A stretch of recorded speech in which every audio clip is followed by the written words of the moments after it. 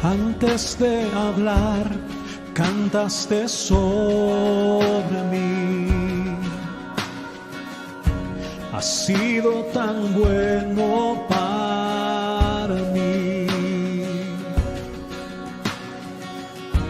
Antes de respirar, soplaste vida en mí.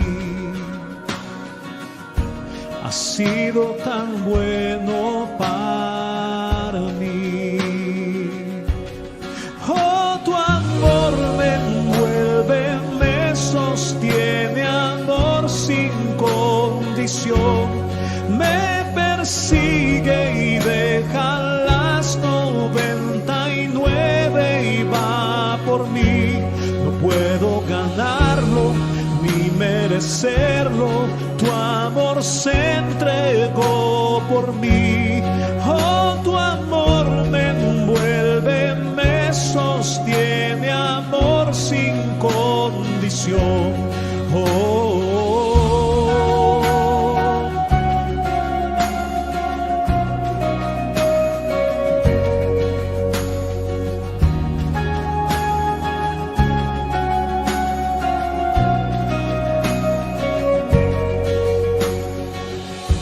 Aunque enemigo fui, tu amor luchó por mí.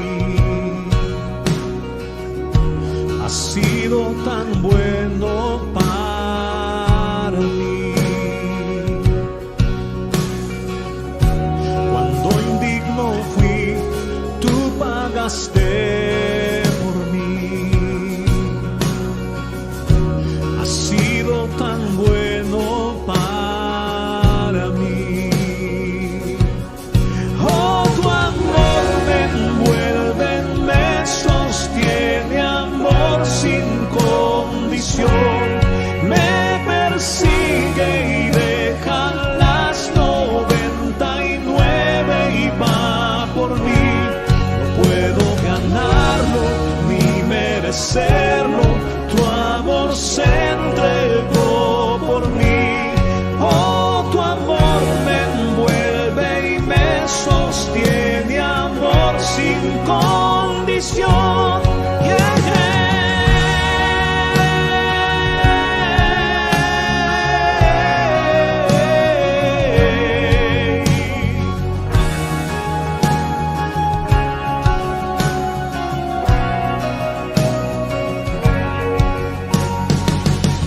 No hay sombra que no alumbres, monte que no escales para alcanzarme a mí. No hay pared que no derrumbas, mentira que no rompas para encontrarme a mí. No hay sombra que no alumbres, monte que no escales para alcanzarme a mí.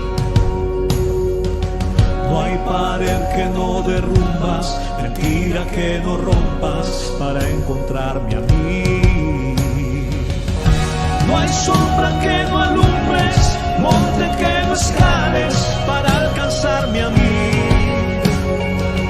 No hay pared que no derrumbas, mentira que no rompas para encontrarme a mí. No hay sombra que no alumbres, monte que no escales para alcanzarme a mí. No hay pared que no derrumbas, mentira que no rompas para encontrarme a mí. Oh, tu amor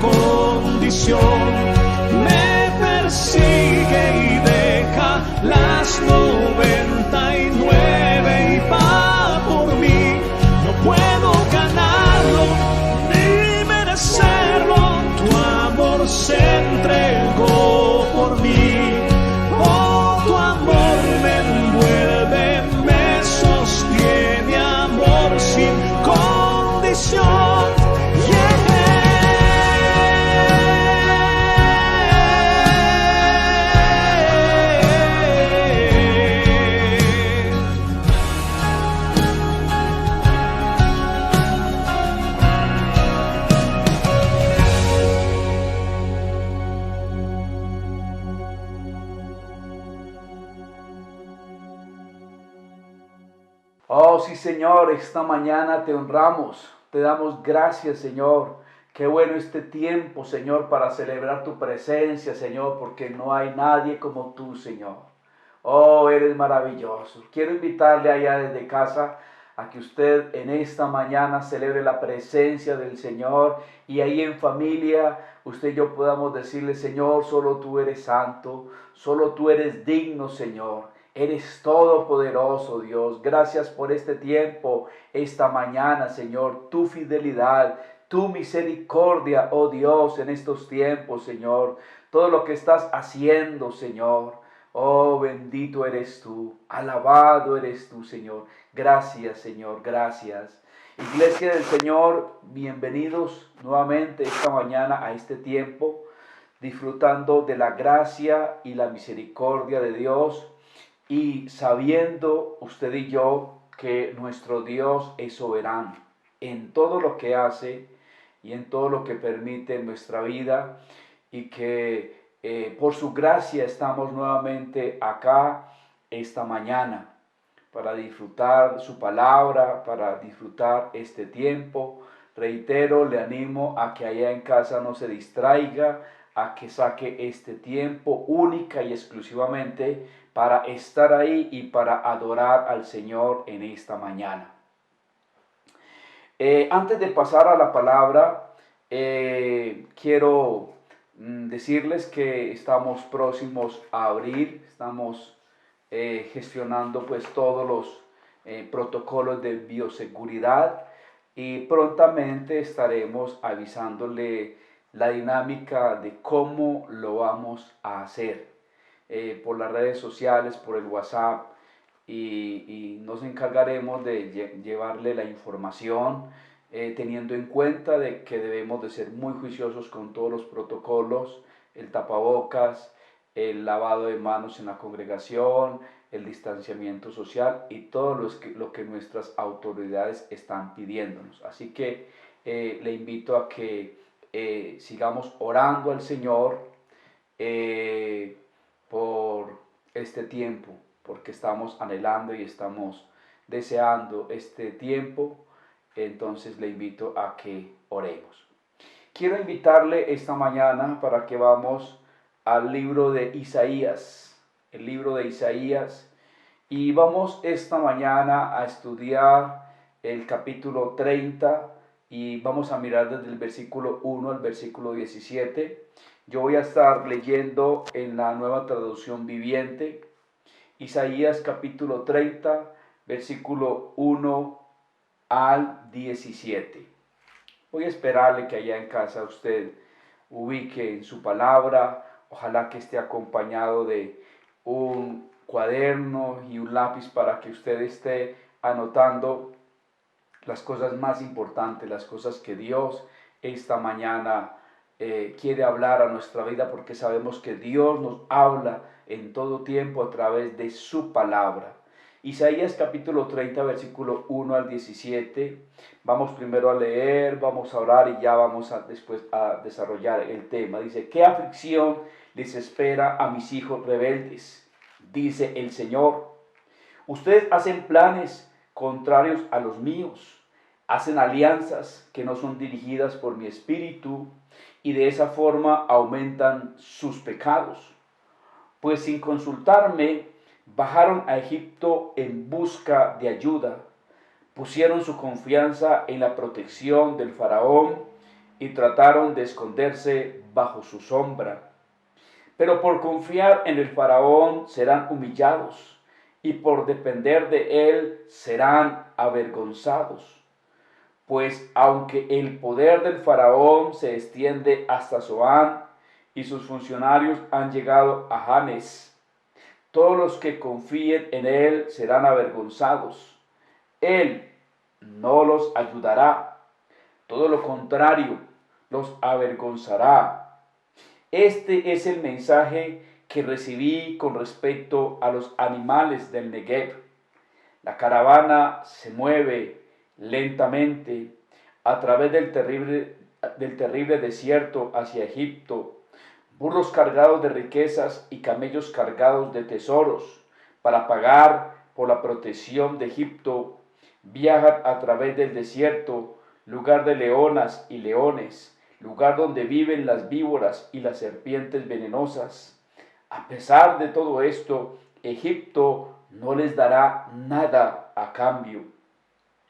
Las promesas de Egipto no sirven para nada. Por lo tanto, lo llamaré Rahab, el dragón inofensivo. Ahora ve y escribe estas palabras, escríbelas en un libro, así quedarán hasta el fin de los tiempos como testigo de que este es un pueblo rebelde y terco, que se niega a hacer caso a las instrucciones del Señor. Les dicen a los videntes, dejen de ver visiones. Les dicen a los profetas, no nos digan lo que es correcto, díganos cosas agradables, cuéntenos mentiras. Olvídense de toda esta tristeza, apártense de su senda estrecha, dejen de hablarnos acerca del Santo de Israel. Esta es la respuesta del Santo de Israel. Dado que ustedes desprecian lo que les digo, pero más bien confían en la opresión y en las mentiras, la calamidad caerá sobre ustedes de repente como una pared pandeada que explota y se cae en un instante, se desplomará y se derrumbará. Ustedes serán aplastados como una vasija de barro, hechos añicos de una manera tan completa que no habrá un pedazo lo suficientemente grande para llevar los carbones de una hoguera ni un poco de agua del pozo. Esto dice el Señor soberano, el Santo de Israel. Ustedes se salvarán solo si regresan a mí y descansan en mí. En la tranquilidad y en la confianza está su fortaleza, pero no quisieron saber nada de esto. No, dijeron ustedes, nuestra ayuda vendrá de Egipto. Ellos nos darán caballos veloces para entrar en batalla. Sin embargo, la única velocidad que verán será la de sus enemigos, dándoles caza. Uno de ellos perseguirá a 1000 de ustedes, y 5 de ellos los harán huir a todos. Quedarán como un asta de bandera solitaria sobre una colina, o como un estandarte hecho jirones en la cima de un monte lejano. Quiero que me acompañe allá a orar desde su casa un momento por esta palabra. Ya sé que hemos orado, pero vamos a tener una oración más, una corta oración. Padre, le honramos esta mañana. Qué tiempo tan especial este, Señor. Qué momento, Señor, para disfrutar, Señor, de su palabra, Dios. Y esta mañana disponemos el corazón, Señor, para que usted hable a nuestras vidas, para que a través de su Espíritu, Señor, usted ministre nuestras vidas. Señor, gracias por esta su palabra. Señor, enséñenos en esta mañana, usted que es el Maestro por excelencia, en el nombre de Jesús. Amén y amén. Esta mañana he titulado esta porción de la palabra, el peligro de no confiar en el Señor. Qué interesante, el peligro de no confiar en el Señor. Judá tenía una fuerte amenaza de los asirios. El rey Ezequías deseaba establecer una alianza con Egipto. Egipto, al parecer, se convertía en la salida a esta dificultad que estaba enfrentando Judá. Un momento muy difícil, un momento muy complicado. Ahora, quiero que recordemos algunas cosas según esta introducción, según esto que estamos viendo. Quiero que recordemos, por decir algo, lo que representa Egipto. Egipto representa al mundo de pecado. Eso representa Egipto. Recordemos que el pueblo estuvo allí 430 años vivió de esclavitud allí en Egipto. Y vamos a mirar por qué hay un peligro allí y a desarrollar este tema. Ahora vamos también a mirar con respecto a las alianzas. Recordemos que el rey Ezequías, el rey de Judá, hizo una alianza con Egipto, pensando que él iba a ayudar contra los asirios. Ahora, en Éxodo 34:15 nos habla acerca de las alianzas. Y recordemos allí en Éxodo 34:15 que las alianzas estaban prohibidas. Dios había prohibido las alianzas con otras naciones. Y esto tenía un trasfondo bien tremendo por la práctica de estas naciones. Entonces Dios estaba en contra de esto. Y podríamos allí resumir mirando la condición que estaba enfrentando Judá, mirando la alianza con Egipto, podríamos sacar allí una pequeña conclusión y mirar que a veces en medio de las crisis olvidamos quién es el que verdaderamente nos ha ayudado. Dios nos ha ayudado. Dios había ayudado a Judá en muchas ocasiones. Y ahora estaba viviendo un momento difícil y estaba haciendo una alianza con Egipto. A veces olvidamos en medio de las crisis quién es el que verdaderamente nos ha ayudado. Ahora vamos a empezar a desarrollar y vamos a hablar de 5 puntos y vamos a ir entonces a la palabra. Y el primer punto lo vamos a llamar la ofensa de no confiar en Dios. Y vamos a mirar versículo 1, versículo 2, pero también vamos a mirar el capítulo 31, que está siguiente, y el versículo 1, la ofensa de no confiar en Dios. Versículo 1 y 2 dice: ¿qué aflicción les espera a mis hijos rebeldes? Dice el Señor. Reina Valera dice: ¡ay de los hijos que se apartan!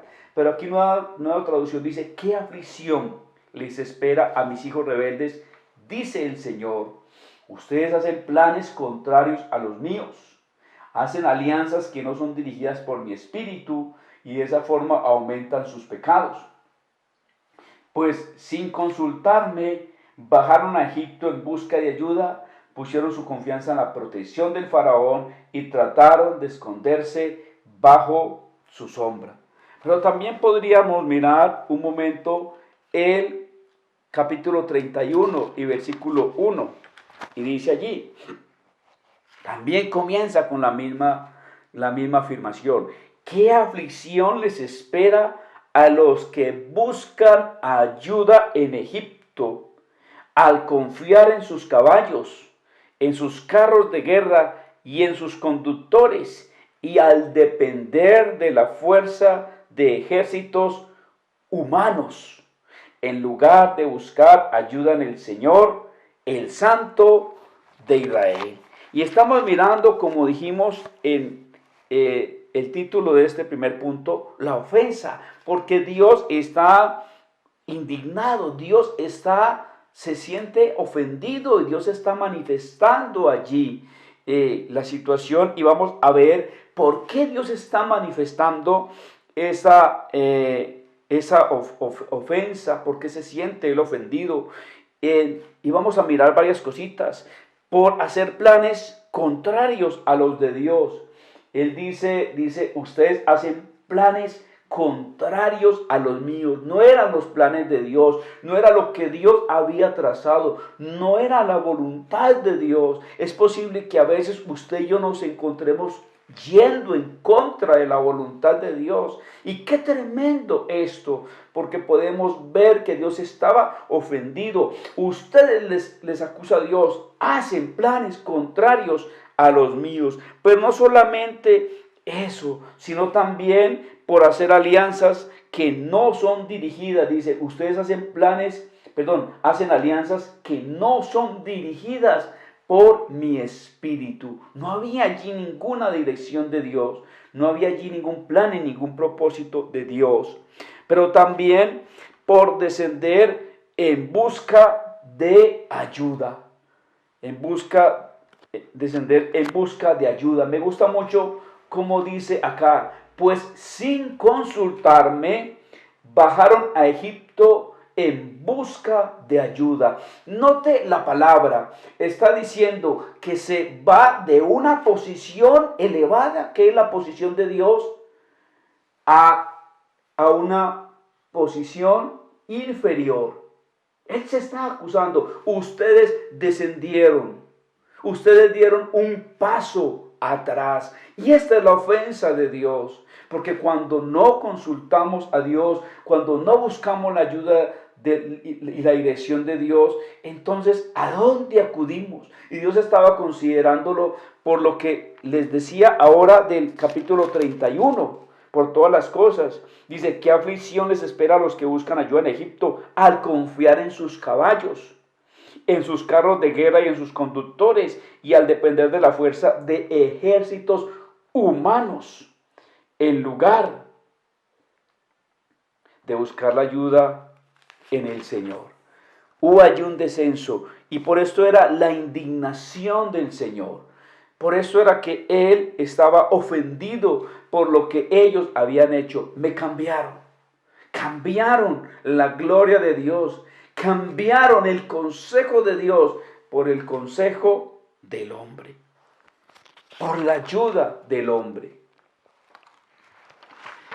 Por poner la protección, dice acá, por poner su confianza en la protección del faraón.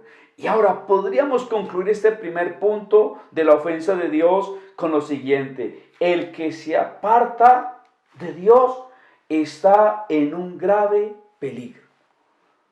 El que se aparta de Dios está en un grave peligro. Ahora vamos al segundo punto. Y el segundo punto podemos verlo desde el versículo 3 al versículo 7. Y vamos a hablar, y este punto lo he llamado vanidad de buscar otras fuentes. Si apartarnos de Dios es un grave peligro, ¿en qué peligro coloca al hombre? ¿En qué peligro estaba colocando esto a la nación?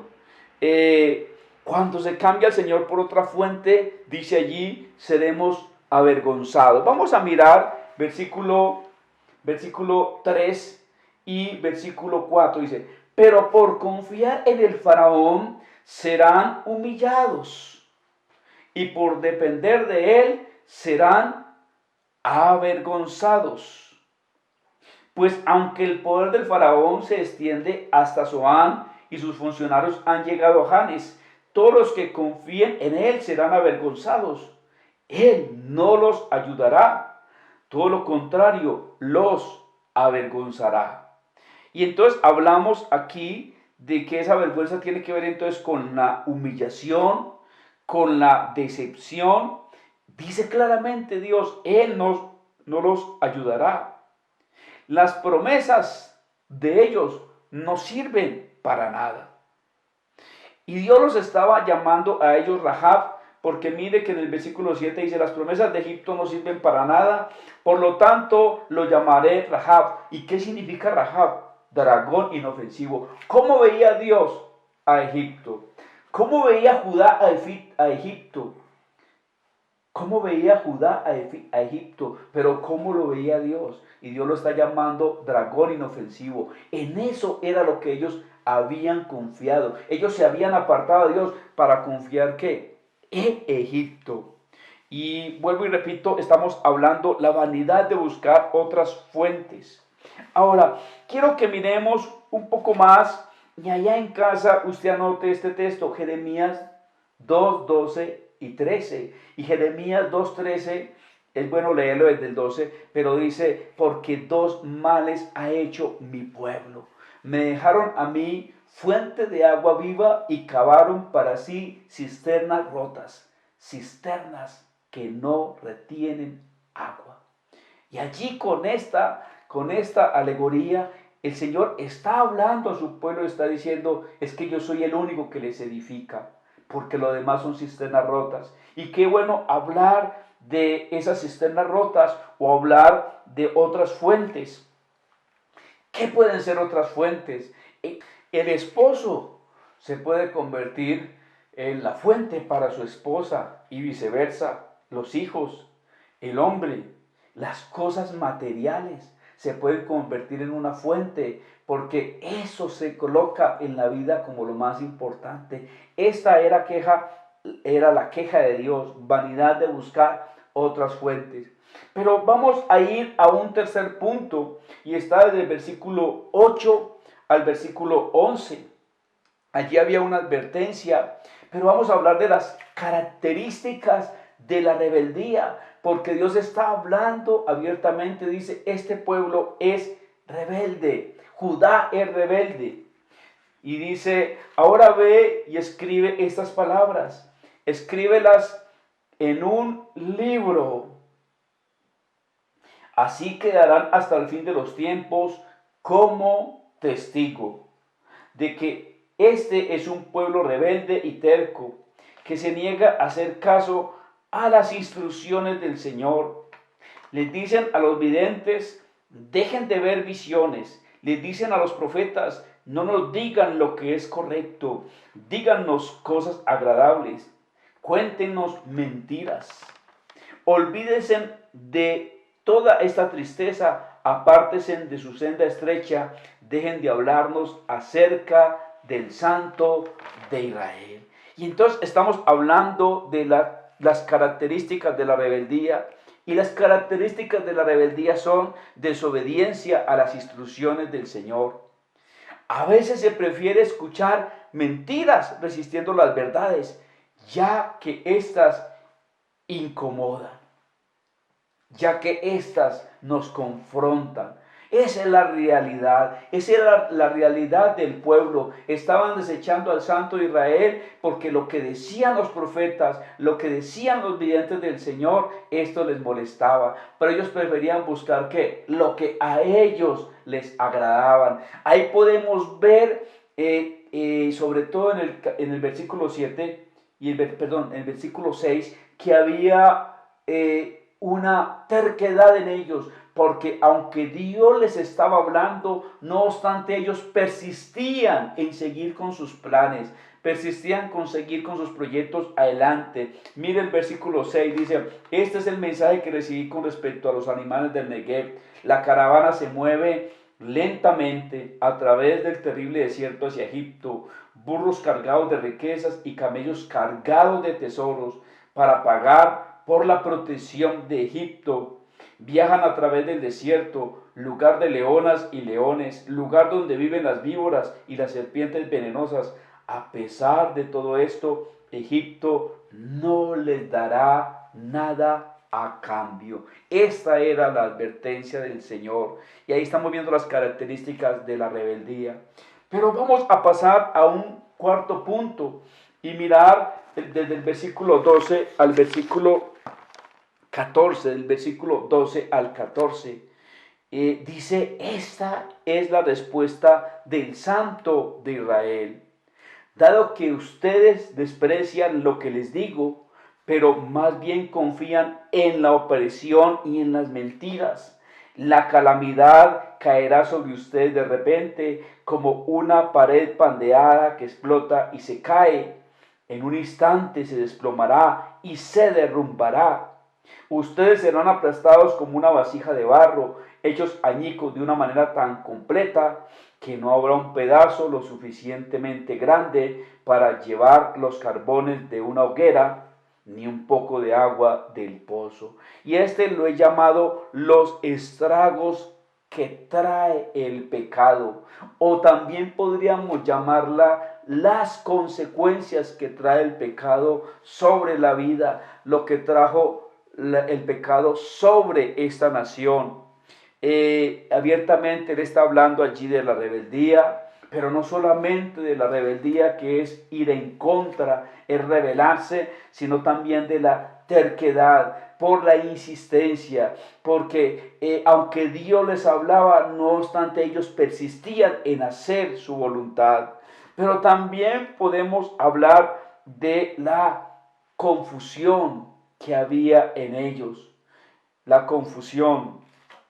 y todo lo que iba a pasar, porque eso también estaba acompañado de algo que Dios les estaba profetizando, lo que iba a venir sobre ellos. Dios les dice, es que va a venir calamidad, va a venir una caída y va a ser de la siguiente manera, va a venir como una pared pandeada que explota y se cae y que se va a desplomar en el momento que ustedes menos lo esperen, se va a derrumbar. Pero también le dice, serán aplastados como una vasija de barro, hechos añicos, de una manera tan completa que no habrá un pedazo lo suficientemente grande para llevar los carbones de una hoguera, ni un poco de agua del pozo. Déjeme decirle que la destrucción iba a ser tal, iba a ser fatal. Dios les estaba profetizando, algo muy difícil vendrá, porque estos son las consecuencias o los estragos del pecado. En Romanos dice que la paga del pecado es la muerte.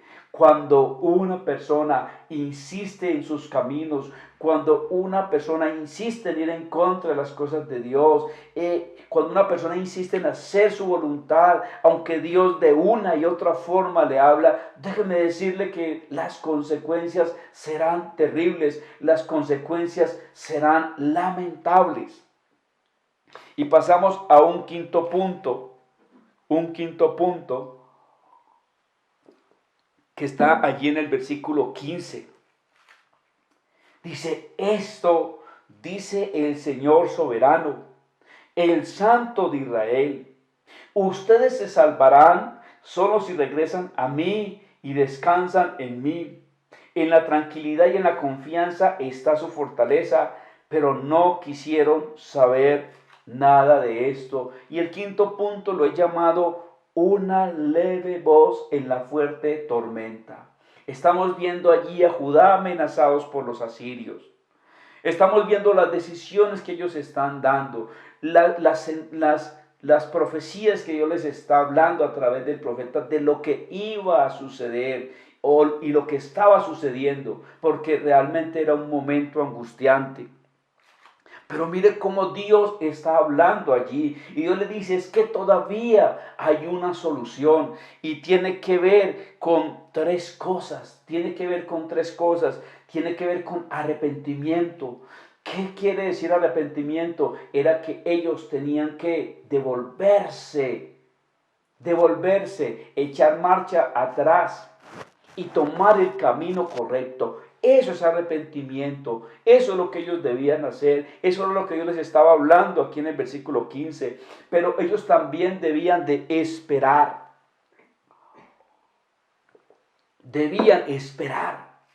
en medio de esa confusión, en medio de las amenazas de Sennacherib, en medio de Asiria, que era el dirigente de Asiria.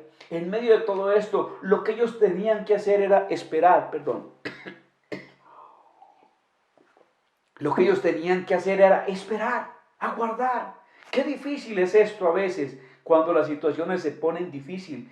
Porque Dios, mire, en estos días estaba meditando, porque siempre las respuestas de Dios están direccionadas en varias direcciones. Lo que Dios nos habla, a veces Dios dice sí, a veces Dios dice no, pero a veces Dios también dice esperar en Él. Y es difícil, pero Dios les estaba diciendo, es que ustedes lo que tienen que hacer es esperar. Viene el ejército enemigo, esperen, estad quietos y conoced que yo soy Dios, dice el 2 de Crónicas 20:15. Estad quietos y conoced. Ellos debían de esperar. Y lo tercero, ellos debían de tener tranquilidad en la confianza. Pero note lo que dice ahí en la parte final, dice, pero no quisieron saber nada de esto. Ellos estaban, ¿qué? Insistiendo. No quisieron saber nada de eso, está diciendo la Escritura. Cerraron sus oídos. No quisieron escuchar la voz de Dios.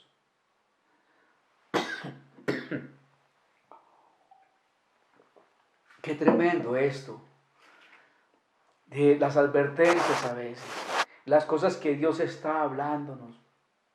pero a veces no querer escuchar, a veces endurecer el corazón. Déjeme decirle que el corazón del pueblo se endureció a las palabras de Dios, porque ellos solamente querían era realizar su voluntad, hacer sus cosas. ¿Sabe? Dios tiene que permitir a veces que nosotros nos demos contra el mundo, que nosotros nos estrellemos fuertemente, para que nosotros entendamos, para que nosotros reaccionemos, para que nosotros demos marcha atrás en las cosas que queremos realizar, que no son los planes de Dios, que no son la voluntad de Dios.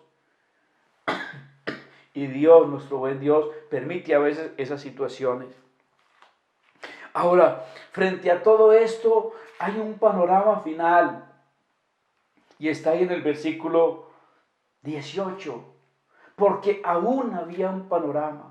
Aún Dios con todas las cosas. Déjeme decirle que Dios permitió muchas cosas con este pueblo. Vino la invasión, vinieron los enemigos. El pueblo se vio en las situaciones más difíciles, pero aún así este pueblo tenía las promesas de Dios y Dios estaba esperando. Mire lo que dice el versículo 18, que es mi parte final. Dice: así que el Señor esperará a que ustedes acudan a Él para mostrarles su amor y su compasión. Pues el Señor es un Dios fiel. Benditos los que esperan su ayuda. Dios estaba esperando. Yo creo que Dios, aún viendo toda la nación, Él decía: algunos pueden tomar una decisión diferente, y es esperar. Y yo quiero ahí hablarle de varias cosas. Yo quiero, para concluir, hablar de esa nueva oportunidad, porque tenemos una nueva oportunidad. Hemos sufrido cosas difíciles, usted y yo. Hay una nueva oportunidad, porque Dios sigue siendo Dios, porque Dios está esperando, dice ahí, porque Dios tiene promesas, porque Dios es misericordioso, porque aún hay tiempo.